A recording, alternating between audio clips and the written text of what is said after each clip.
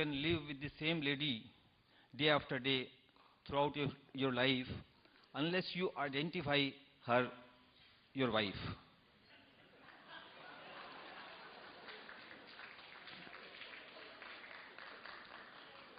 And my second question is… No, we'll handle one at a time. Is she here? She's here, okay.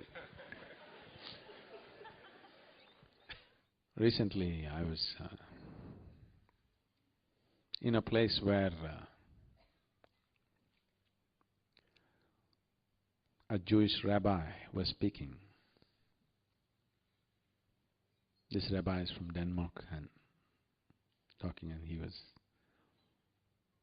talking about some other rabbi, I don't remember the name, a very wise one who said this to someone.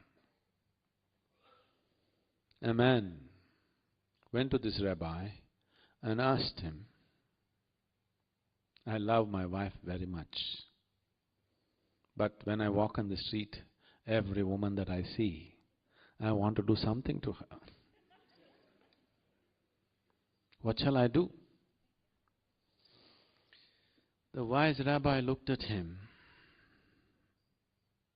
and said, Son, it doesn't matter where you work up your appetite as long as you go home and eat.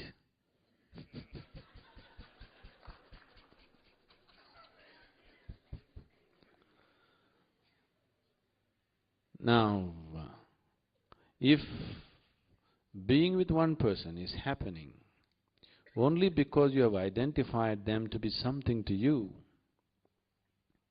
it is a stable structure. It makes a society, but it destroys life.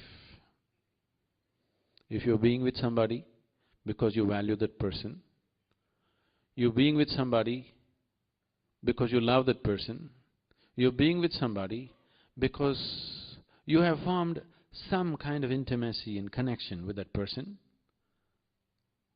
now it's worth being.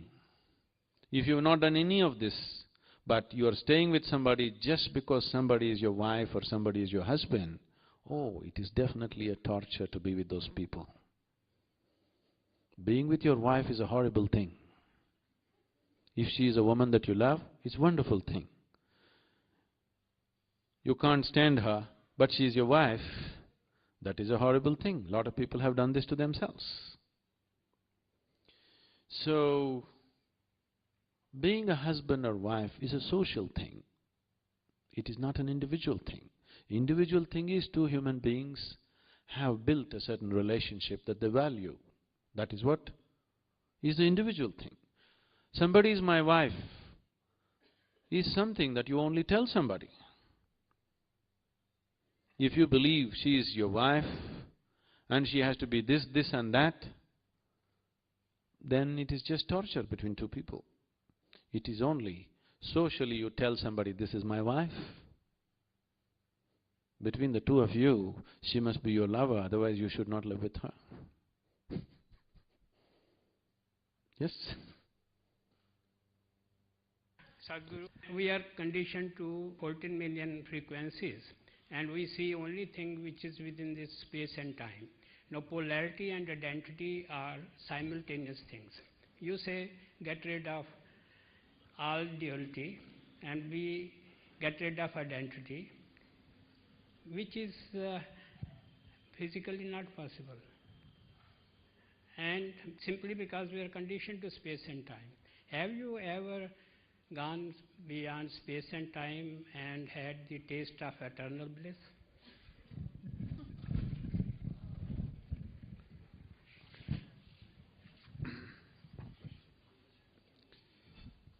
Now, both space and time is a creation of your conscious mind. If you transcend the limitations of your conscious mind, there is no such thing as space and time. Modern physics is also working its way towards this direction.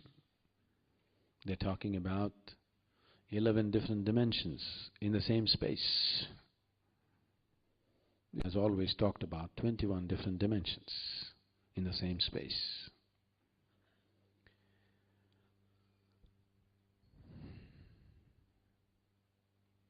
Many years ago,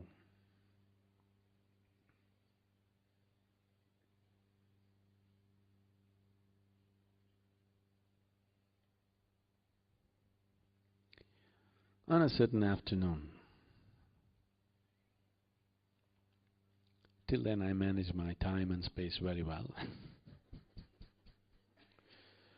On a certain afternoon, I happened to be sitting on a small hillock which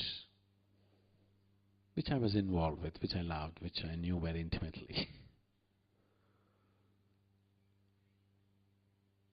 Till that moment, I always thought this is me and the rest is the other.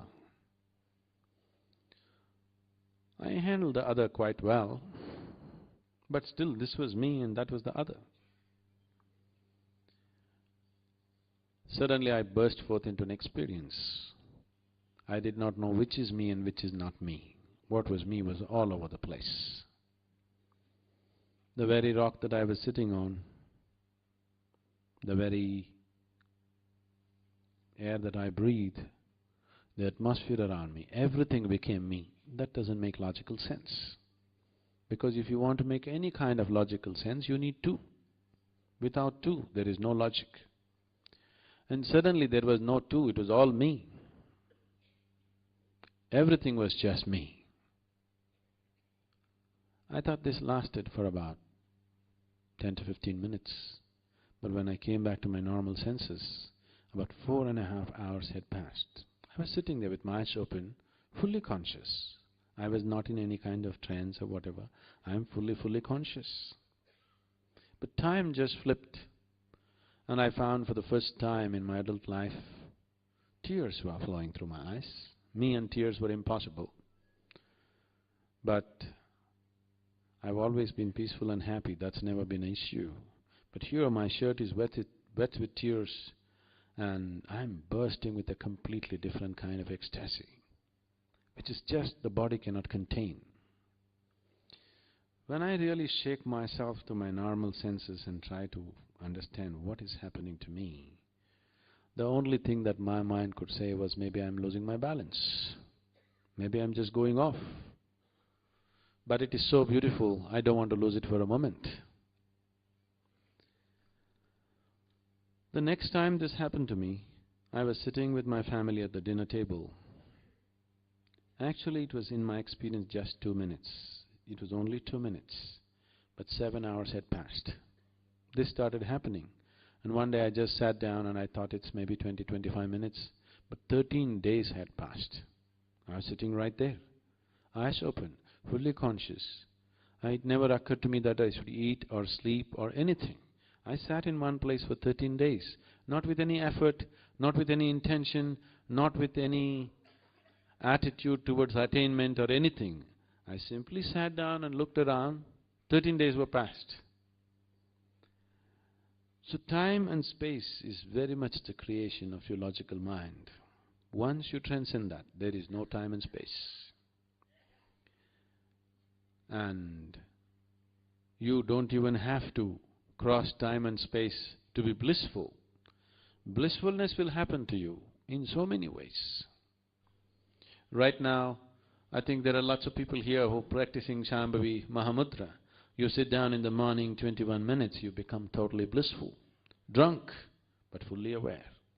Look into my eyes and see I'm stoned all the time, but fully conscious. This moment if I want I can flip, or this moment if I want I can be alert and conduct the situation the way I want. And if you were aware of the culture, as Sri Karan Singh was mentioning, Shiva is known as the Adi Yogi. He was inebriated all the time. He was drunk.